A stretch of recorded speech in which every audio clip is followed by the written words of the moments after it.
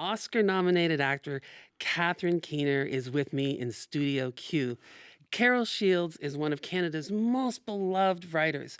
Did you know her work before doing the movie? No, I didn't. I never had heard of her actually, but when I got the script and talked to the director, Alan Gillisonen, I was introduced to her. And I mean, the script was very moving reading that. But when we all said, oh gosh, we're going to do this, I read the book, and that was a whole nother world for me. I can understand why she's so beloved here. She's really amazing. And did your character appeal to you instantly, or did it take you a while to feel like, yeah, I could do her? I don't know if appealed. I felt the latter, I think, is how I tend to respond. Is I think I have at least an entree into what that person's like or going to be. But I actually don't know what I'm doing until the end, and then I don't know what I mean, questions keep coming and coming and coming and coming, right up until when you forget you did it, you know. Really? So yeah, I mean, I think that you're never quite sure because things can happen in so many different ways. So does the character you're playing ever surprise you halfway through? Yeah. I guess so. I mean, if I'm scrutinizing myself, which I'm trying not to do, or maybe I don't know. I don't really. It surprises me in the moment. Sometimes things that will happen, but that's always. Am I shouting? No, not at all. That's generally coming off of what the other actor you're working with will give you. Right. Will be whatever, transmitting or putting for looking how they're looking or whatever it is they're telling you and guiding you into. You just can't really say I'm doing it this way or I'm doing it. For me, that's impossible.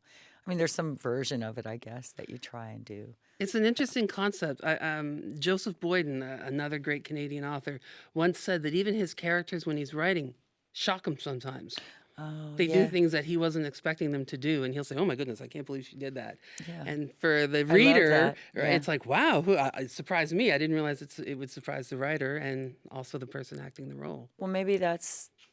I mean, now that you say that, maybe that is why I felt some sort of connection with Rita and with a writer, because I do feel that just events take you in directions that you never anticipated, things that are moments, the way the wind is one night, or shooting in front of Honest Ed's in the middle of the night in freezing cold weather, and all of a sudden the scene's completely different from any way we spoke of it. It was written, anything. It just informs a change, the way it's going to go. Yeah, and you have to follow it. You have to follow it. Otherwise, it's not right. It's not true. And it was beautiful to watch. You could feel the reality of the weather. The street almost played a character. Definitely, as did the building. Yeah, I mean, it was amazing. All those people who were passersby, they were, for the most part, they were people who didn't know we were shooting and just reacted spontaneously. I understood there was a reaction. Yeah, can you talk about that? Yeah, well, there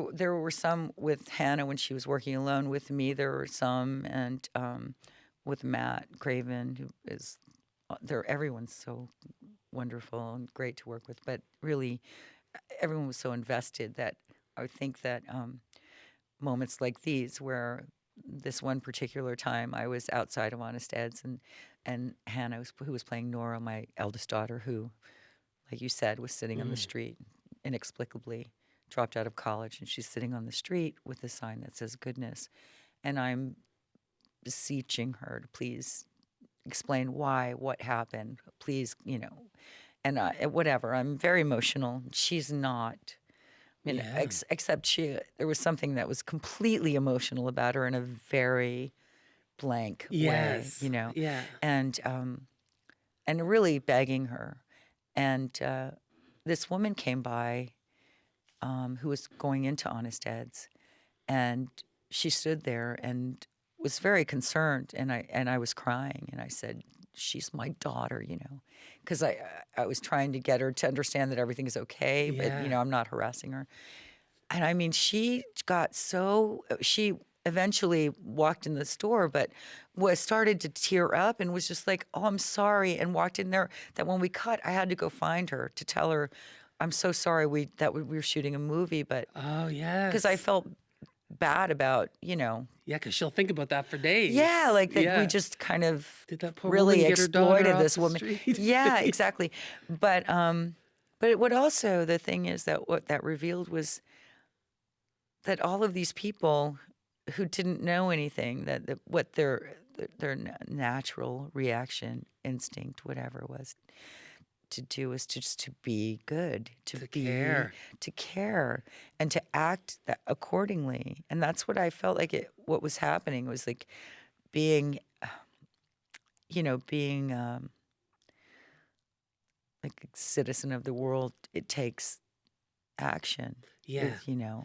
Yeah, people are so cynical. They say, "Oh, people don't care. People walk by on the Mhm. street," but that's not true. It's not true, People do actually. care. No, I mean, it was kind of a beautiful thing, and that just fed everything just kept feeding the next. And It's your really amazing. character, the main character, um, the director said instantly, there was no question, you had to be the person to play that character. It's such a heavy emotional role. What does it feel to you at this point in your career to know that someone would say, I yeah, don't know. this is who, that Catherine has to be this character? Uh, I mean, well, that's a I nice think tip of the hat totally. to a body of I would work. like to say it that way because that's a really nice, that's well put for me because it is, especially coming from Alan, who I feel I have so much esteem for. Mm. So you've met him. No, No, no, you no. haven't.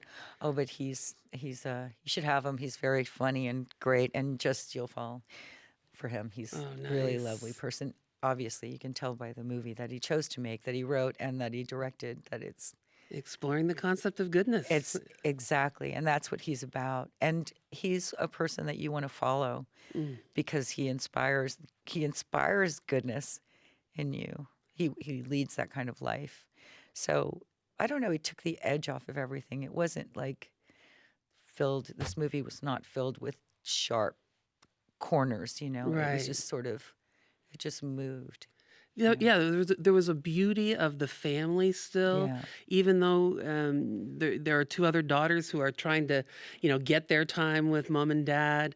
But it was so beautiful the way you played it with the emotion with Nora on the street, which everybody's heart is breaking with you as you're trying to get her up, but then also trying to give the love to the other two daughters. Yeah. When the movie finishes, it's for the viewer.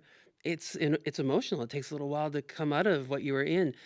As the person depicting it, what's that like? How long does it take you to Like I said, until release? you could forget it, until you actually are moving on it's the passage of something. So you remember it and you remember it and you remember it, and then that dwindles, and then you kind of go, "Oh yeah, that."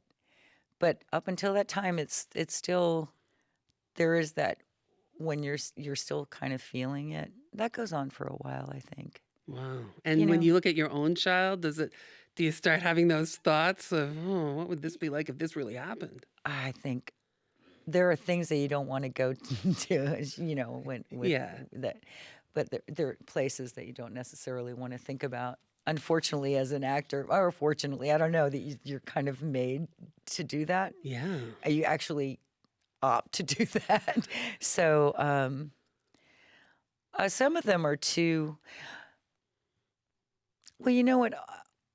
I think that it's kind of, in a way, it's good because it takes the power away from that thing. Like, I'm afraid to think of that because we Right. all think of these things. We all think the most unimaginable, darkest, lightest, whatever, Yeah. sickest thoughts, and it's normal. And so it kind of releases you from the guilt of having them, I think. I don't know. Mm. It's so much about the concept of goodness. What does that mean to you? Goodness. That's tough. It's just such a subjective thing, But for me, as you said, I think that there's always this kind of gray area sometimes, but it exists always where you don't know, you kind of sense there's maybe a right and a wrong here, but we're also kind of, I think,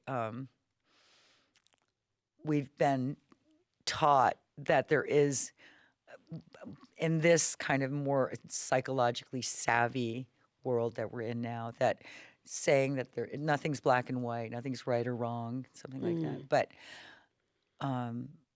there is this gray area where your gut knows, like, Yeah. I know what I should do here, but I don't know if I want to. Right. And I think that goodness is doing the should, kind of that thing. Trying to at least move toward it, Trying to even at if you least can't move achieve into, it. of course. Yeah. I was trying to do exactly, just going for what might do better for everyone, collective, Mm. the for the all of us, that it might just add a little bit there, and not just for you. Yeah. Although I'm fine with that too.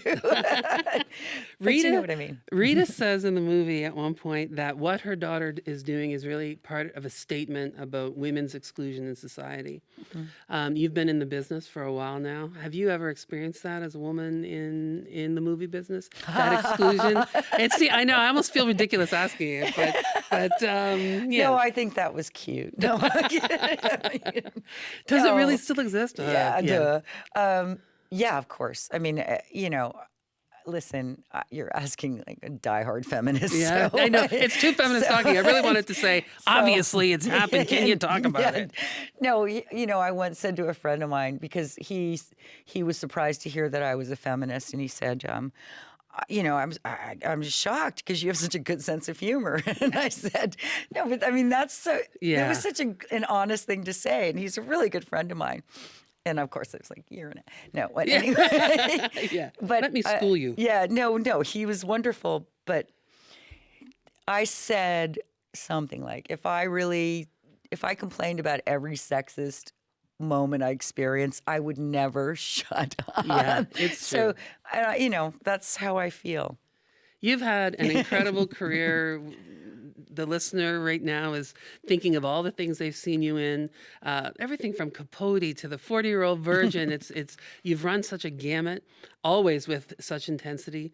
Is there something that you haven't done yet, like a story that you've wanted to tell, or a character you've wanted to portray that you'd like to do before this crazy ride is over? I'm sure there's a lot of it, but I don't really know anything because my imagination doesn't go there. I'm not super ambitious.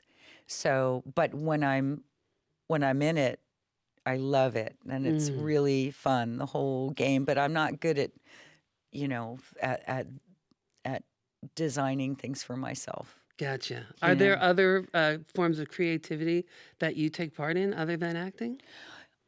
Yeah, I'm my friend and I, who lives down the street, we've been sort of sanding furniture and restoring. Oh, fun. Yeah, we have a little makeshift wood shop in my garage, which is pretty fun. Nice.